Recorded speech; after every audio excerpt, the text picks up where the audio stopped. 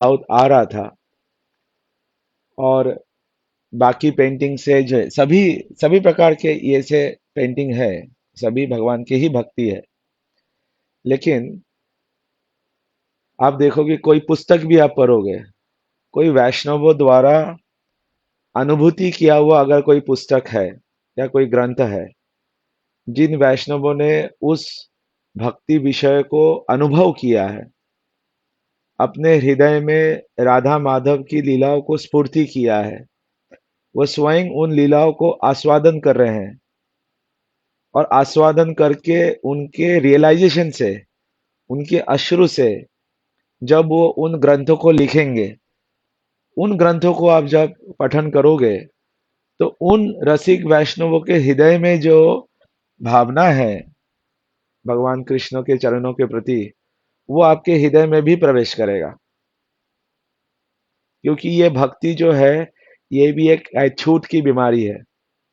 हम लोग करोड़ों वर्ष तक भी अगर हम अपने इच्छा से हरिनाम करेंगे, अपने योग्यता से, कि अपनी शक्ति से, कि मैं हरिनाम करूंगा, मैं ऐसा तपस्या करूंगा, और जैसे वृंदावन में भी बहुत सारे भक्त आते हैं, अगर हम डायरेक्टली श्री जी की शरण लेने जाएंगे, डायरेक्टली कृष्णचंद्र ब्रजेंद्र नंदन श्याम सुंदर की शरण लेने जाएंगे, उनके साथ डायरेक्टली हम अपना संबंध जोड़ने जाएंगे, तो बहुत मुश्किल है। इसलिए, क्योंकि वो भाव जो है हमारे हृदय में, वैसा भाव नहीं आ सकता है। लेकिन अगर कोई हम रसिक वैष्णवों के शरण में जाएंगे, उनके हृदय में जो भाव है वो हमारे हृदय में फिर अ, वो स्थानांतरित हो सकता है। इसलिए हम लोग वैष्णवों के शरण में, उनके लिखे जो रसिक वैष्णव है, खासकर हमारी इस गौड़िया लाइन में, इस रूपानुगा गौड़िया वैष्णव धारा में जो वैष्णव है, उनकी अनुगत्य वाले भजन हम गाते हैं। उनके दिए गए जो पेंटिंग्स है, जैसे कल हम लोग सेवा कुंज लेने लेने गए थे, भक्तिवेदांत शिला नारायण गोस्वामी महाराज का रचयित, क्योंकि उन्होंने श्री श्याम रानी देवी दासी, जो भक्तिवेदांत स्वामी महाराज, इस्कॉन के जो फाउंडर आचार्य जो है भक्तिवेदांत स्वामी प्रभुपाद, उनके काफी वरिष्ठ वो शिष्य है। और भक्तिवेदांत स्वामी प्रभुपाद के अपने अंतिम लीला करके भगवान के पास जब वो गए, तब उन्होंने हमारे भक्तिवेदांत नारायण महाराज की शरण लिया। और फिर उन्होंने, भक्तिवेदांत नारायण महाराज ने उनको श्रीमद् भागवतम से एवं रूप गोस्वामी के आदि ग्रंथों से जिन पेंटिंग्स को करने के लिए उन्होंने बताया, तो ऐसे गुरुदेव ने अपने मन को ही प्रकट किया सेवा कुंज के रूप में। सेवा कुंज वो जगह है जहां पे स्वयं कृष्णचंद्र श्रीमती राधा ठाकुरानी की सेवा कर रहे हैं, उनके चरणों में आलता लगा रहे हैं, उनके चरणों की मालिश कर रहे हैं, उनके चरणों में आकुति विकुति कर रहे हैं। इसलिए उस जगह का नाम है सेवा कुंज। पूरा जगत भगवान के पास भगवान की सेवा करने के लिए जाते हैं, और आदि आदि जो देवी देवताओं की सेवा करने जाते हैं, आदि नवग्रह की सेवा करने जाते हैं। ये नवग्रह भी क्या है, राहु केतु आदि, ये भी अलग अलग देवता है। अभी जो नवग्रह पूजन हुआ अमावस्या के दिन, बहुत लोग जो कर्म कांड में नवग्रह पूजा करते हैं, या माता दुर्गा का नवरात्रि कल से शुरू हुआ, वो माता दुर्गा भी भगवान की एक दासी है। भगवान के ही भगवान के ही इच्छा से, भगवान की आदेश से वो सारी सेवा कर रहे हैं। जैसे महाप्रभु हमारे नवद्वीप में माता दुर्गा का एक स्वरूप है, उनका नाम है सीमांतिनी देवी। सीमांतिनी देवी, कि उनका नाम सीमांतिनी देवी क्यों है? माता दुर्गा है, लेकिन वो भगवान श्री कृष्ण चैतन्य के चरण धूलि अपने सीमांतों में लगाती है, और उनको ही अपना परम स्वामी घोषित करती है कि मैं उन्हीं की दासी हूं। तो जितने भी देवी देवता है, और खासकर जो योग माया जी, महामाया, और जितने भी नवग्रह है, इंद्र, कुबेर, अग्नि, जितने भी है, गणेश, सभी कार्तिक आदि, ये सभी भगवान के ही दास है। ये नवग्रह पूजन, देवी पूजन, लेकिन अगर आपने भगवान श्री कृष्ण चंद्र का पूजन कर रहे हैं, ये सभी पूजा उसमें सम्मिलित होते हैं, इसलिए भागवत विधि है। तो हम लोग जिस चर्चा कर रहे थे, इसलिए अब हर जगह पे देखो, जो नए भक्त है उनका भी स्वागत है। पुष्पराज, मीना माता जी, सभी का स्वागत है। हम लोग चर्चा कर रहे हैं कि भजन, जैसे अभी अभी हमारे छोटे भक्तों ने जय राधा माधव कुंज बिहारी गोपी जन वल्लभ गिरिवरधारी इस भजन को गाया। ये भी भक्ति विनोद द्वार ठाकुर द्वारा लिखित ये भजन है और बहुत ही गंभीर भजन है ये। जय राधा माधव कुंज बिहारी, कुंजों में विहार करने वाले ब्रजेंद्र नंदन श्याम सुंदर राधा माधव कुंजों में कर रहे हैं विहार। गोपीजन वल्लभ, गोपियों को आनंद देने वाले, गोपियों को आनंद देने वाले है कुंज बिहारी। तो ये भी भजन भी कितना इसमें रस है। यशोदा नंदन विजय जन रंजन यमुना तीर वनचारी, यमुना तीर में वो विचरण कर रहे हैं।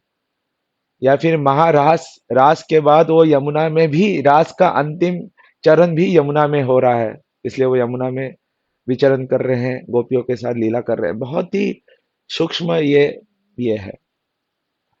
तो इसलिए अगर हम कोई ब्रजेंद्र नंदन श्याम सुंदर कृष्ण का भजन करता है, उसको सभी नवग्रह पूजन का, सभी देवी पूजन का, गणेश पूजन का, कार्तिक पूजन का, शनि पूजन का, राहु केतु पूजन का, मंगल पूजन का, बृहस्पति के पूजन का, शनि देव के पूजन का, समस्त ग्रह पूजन का सभी लाभ कृष्ण चंद्र के, खासकर ये वृंदावन रसिक कृष्ण के पूजन करने का सभी फल उनको मिलता है, क्योंकि कृष्ण जो है वही मूल है, वही मूल है। एक बार, जैसे आप लोगों ने सुना होगा, एक बार विदेश से कोई विदेशी बाबू यहाँ पे भगवान की खोज करने के लिए आए थे। तो वो किसी सेवक के घर में गए और सेवक के घर में उन्होंने देखा कि बहुत सारे फोटोज लगी है। होते हैं ना मंदिरों में हमारे बहुत सारे फोटोज लगी रहती है। तो उन्होंने देखा कि ये कौन है, हु इज दिस। बोले ये जो है, ये ब्रह्मा जी है। मतलब why he have got 4 heads, चार मुख क्यों है। बोला because Brahma, he is the creator. So उन्होंने सृष्टि क्रिएट की है and he is always doing meditation, और वो क्रिएट कर रहे हैं। बोला ओके। अच्छा, फिर ये कौन है। बोले ये भोले बाबा है, शंभू है, ही is the God of destroy. वो प्रलय के भगवान हैं। वो जब तांडव करते हैं पूरे ब्रह्मांड में प्रलय आते हैं। And he is always in meditation and trance. ठीक है। अच्छा, आगे कौन है। बोले ये इंद्र है। बोलो देखो इंद्र के हाथ में वज्र है, और वो हमारे यहाँ पे बारिश हो रहा है कि नहीं हो रहा है, मेघ हो रहा है, वातावरण, इसके वो गॉड है। He is a God of thunder bolt, God of rain, Demi God. अच्छा, फिर आगे कौन है। अच्छा, आगे ये कार्तिक है। अच्छा, ये क्या करते हैं, ये ऐसा करते हैं। तो समस्त जो देवी देवता है, 33 करोड़ जो देवी देवता है, इतने सारे फोटोज तो नहीं थे, जितने भी थे उनको सबको एक्सप्लेन किया। अच्छा अच्छा, ठीक है। फिर आगे जाके उन्होंने देखा कि गोप बहुत सारे गोपियों है, और गोपियों के उधर भगवान ऐसे रास कर रहे हैं, नृत्य कर रहे हैं, उसका एक फोटो है। बोले हु इज दिस, ये कौन है। बोले ये तो नटखट हमारे हमारे कृष्ण है। बोले ये क्या करते हैं। कोई प्रलय करते हैं, कोई सृष्टि करते हैं, कोई मेघ के ये है, कोई वायु के डेमिगॉड है, कोई समुद्र के डेमिगॉड है। तो ये क्या करते हैं? बोले बाबू ये कुछ नहीं करते हैं, ये तो बस अपना नित्य करते हैं, अपने लीला करते हैं, अपने भक्तों के साथ प्रेम करते हैं, बस यही करते हैं। तो वो बाबू बोलते हैं यस, ही इज गॉड, यही है भगवान।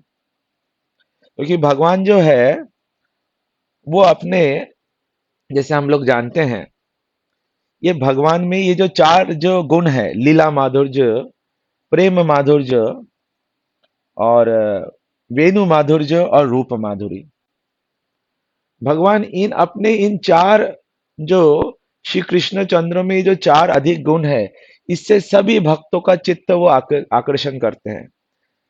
ये जो चार गुण है ना, ये भगवान के बाकी अवतार में, मत्स्य अवतार, नरसिंह अवतार, इन अवतारों में भी ये नहीं देखा जाता है।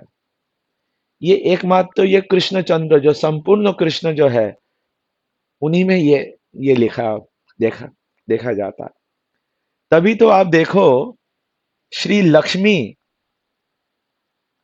देवी लक्ष्मी जो नारायण के इतने पतिव्रता है,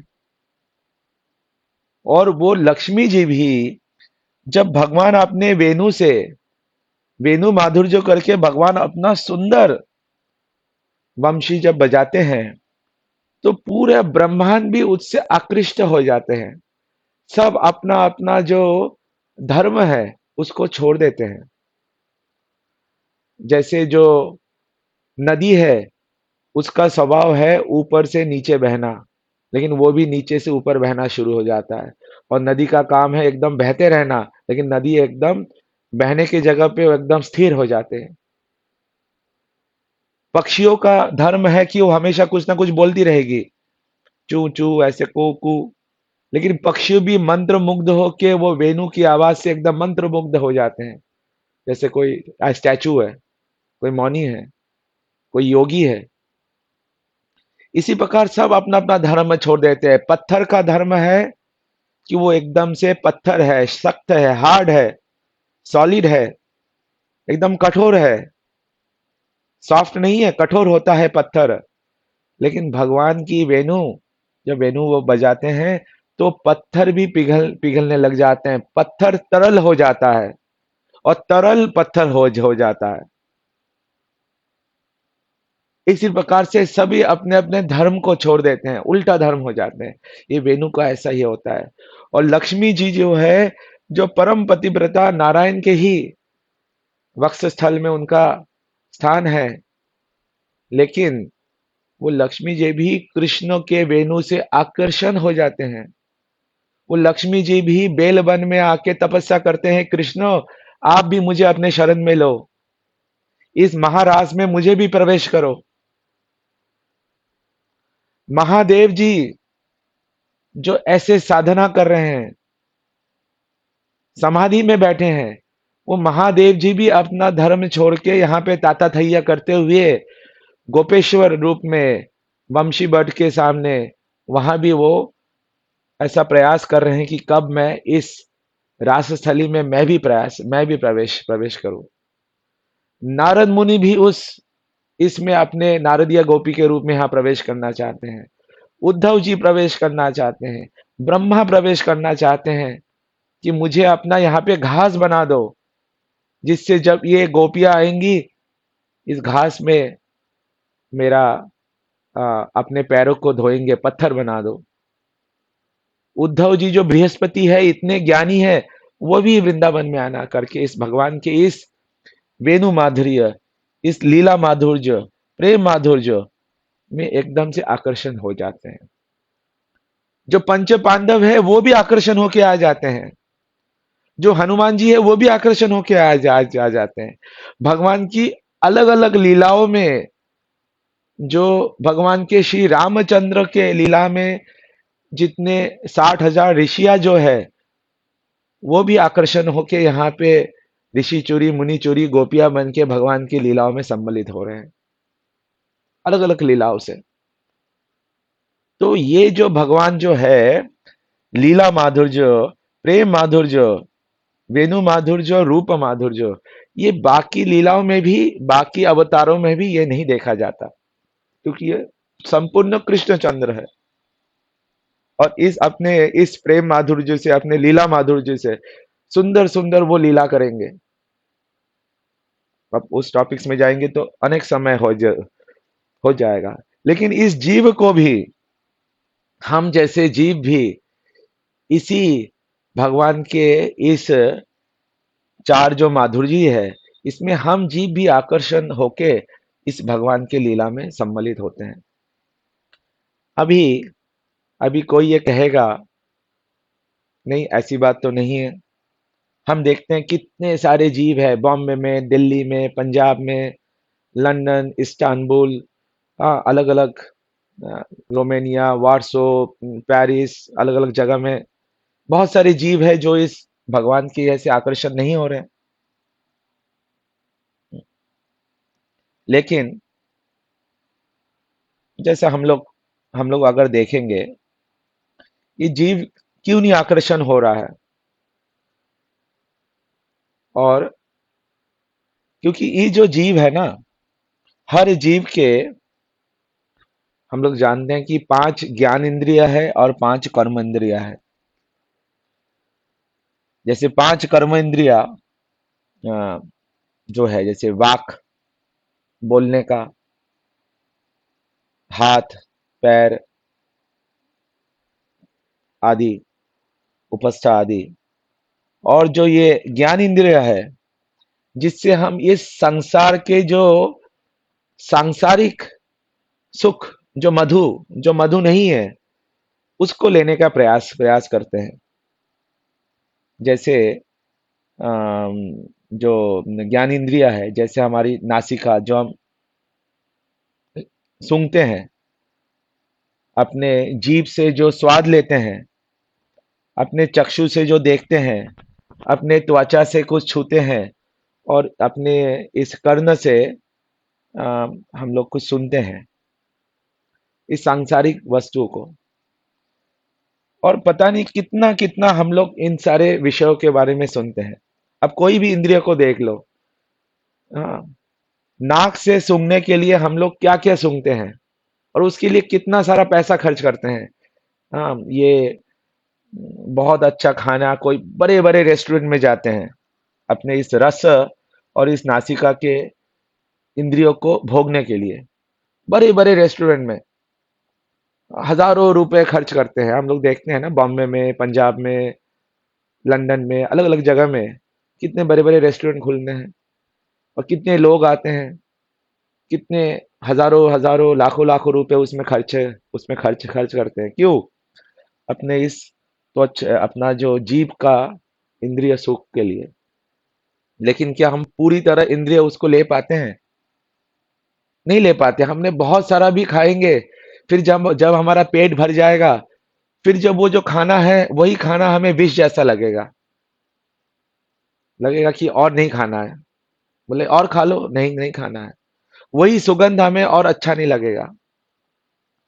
लेकिन इस भगवान का जब हम पुष्प सूंघते हैं, या भगवान का जब प्रसाद लेते हैं, उसमें कितना दिव्य आनंद, प्रेमानंद होता है। ऐसी चक्षु के लिए भी है कि हम अपने आंखों से कुछ देखने के लिए हम लोग कहाँ कहाँ घूमने जाते हैं। हमने देखा है कि किधर किधर घूमने जाते हैं टूरिज्म के लिए, दूर दूर कहीं जाते हैं। कहाँ जाते हैं? गोवा जाते हैं, या कहीं वादिया जाते हैं। क्यों? इस आंखों से हमें अच्छा लग रहा है, कुछ अच्छा सीनरी देखने के लिए लग लग रहा है, कुछ अच्छा लग रहा है। लेकिन वहां भी हम रहेंगे, कुछ साल रहेंगे, कुछ 10 साल रहेंगे, फिर वो आंखों से भी उभर जाएंगे हम लोग। तो लेकिन, तो ये जो जीव, ऐसे ही हम सुनने के लिए हम जाते हैं, अपने कानों से श्रवण करने के लिए बड़े बड़े म्यूजिक फेस्टिवल देखते हैं, म्यूजिक फेस्टिवल में जाते हैं। सिनेमा, बॉलीवुड, हॉलीवुड, अलग अलग म्यूजिक के कान, हम लोग कान से सुनते हैं, अपने इस श्रवण के इंद्रियों को भोग करने के लिए। लेकिन एक ही गाना आप सुन लो, अब आप देख लो कि 5 साल पहले कौन सा गाना हिट हुआ था, जो हमारे शादी में बजता था, इधर बजता था, फंक्शन में बजता था, बर्थडे में। अभी क्या वो बज रहा है? अभी कोई और गाना आ गया, कोई और गाना आ गया। लेकिन अभी हमारे भक्तों ने जो हरि नाम किया, हरे कृष्ण कीर्तन किया, कितना सुंदर कीर्तन किया, कितना सुंदर भाव से वो कीर्तन किए।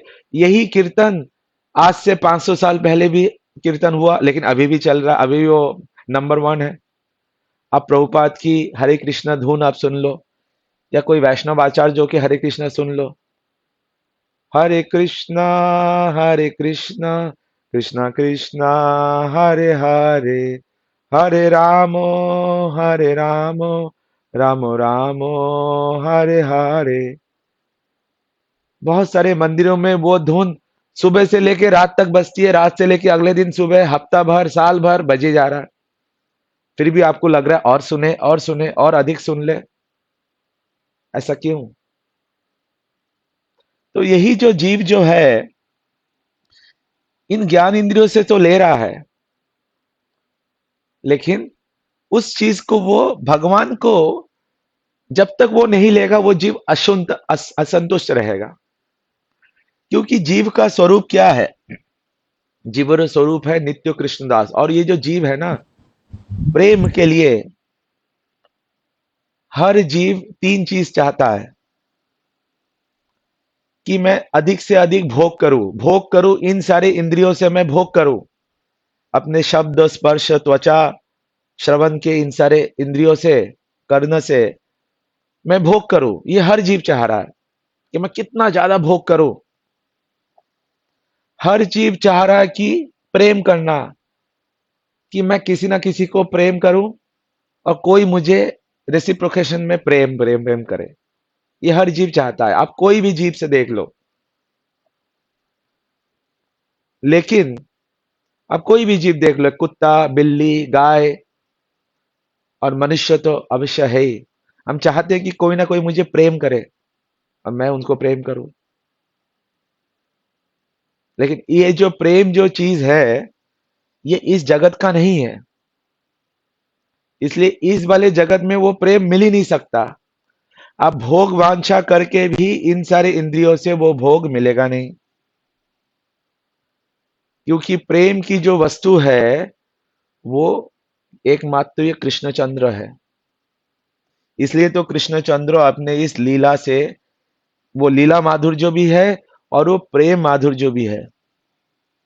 वो अपने अनेकों भक्तों के द्वारा प्रेम का आदान प्रदान कर रहे हैं, अलग अलग, अलग अलग रसों से, अलग अलग प्रेम का। दास्य रस, शांत रस, साक्ष्य रस, वात्सल्य रस, माधुर्य रस, इन सारे रसों के द्वारा वो प्रेम का आदान प्रदान कर रहे हैं। क्योंकि जहां भी प्रेम आएगा वहां पे संबंध आएगा। अगर हम ठाकुर जी से प्रेम करते हैं तो क्या संबंध है? तो इन सारे रसों द्वारा वो प्रेम का आदान प्रदान कर रहे हैं। इसलिए कृष्णचंद्र कुछ नहीं कर रहे हैं, बस ये प्रेम माधुर्य, ये लीला माधुर्य, प्रेम माधुर्य, वेणु माधुर्य, रूप माधुर्य, यही यही उनका कर्म है, यही यही है भगवान। अगर वो बोलेंगे कि वो गोचरण करने जाते हैं, नहीं, वो तो कुछ काम कर रहे हैं, सुबह सुबह उठ के वो गोचरण करने जा रहे हैं। कृष्ण कृष्ण गोचरण करने क्यों जा रहे हैं? उसके पीछे का उद्देश्य क्या है? उन गो, जितने भी गाय है, जो कृष्ण के जो बछड़े हैं, वो कृष्ण के साथ साख्य रस में है। कृष्ण उनको धवेली, श्यामला आदि सभी नामों से उनको अधिक प्रेम करते हैं। वो गोचरण जब कृष्ण का स्पर्श स्पर्श जब इन सारे गायों को मिलता है, बछड़ों को मिलता है, उनके अश्रु से अश्रुपात हो जाते हैं, उनके रोमांच कंपन हो जाते हैं। तो उनको प्रेम प्रदान के लिए वो गोचरण करने जाते हैं। कृष्ण का कोई काम नहीं है गोचरण करना, कि उनको ऐसा काम करना है जैसे इंद्र को काम करना है, या ब्रह्मा जी को काम करना है, या अग्नि को काम करना है। ऐसे कृष्ण को कोई काम नहीं करना, उनको प्रेम का, लीला का आस्वादन करने के लिए, लीला करने के लिए, प्रेम माधुर्य करने के लिए। और इस गोचरण के पीछे कृष्ण का जो प्रमुख कारण है, वो प्रमुख कारण है कि सभी गोपियां श्री राधा माधव कुंज बिहारी, अब ये कुंज बिहारी कैसे करेंगे, कुंजों में कैसे बिहार करेंगे? इस गोचरण लीला के उसको प्रत्यक्ष लेते हुए कृष्ण जा रहे हैं, और कृष्ण गोचरण होने के बाद सारे कुंजों में, राधा माधव कुंजों में विहार कर रहे हैं। गोवर्धन के कुंजों में, कौन से कुंजों में? राधा कुंड, श्याम कुंड के चारों ओर अलग अलग कुंज है, जिनको वृंदा देवी ने बहुत सुंदर से सजाया हुआ है। और गोचरण करने के लिए जब वो गोवर्धन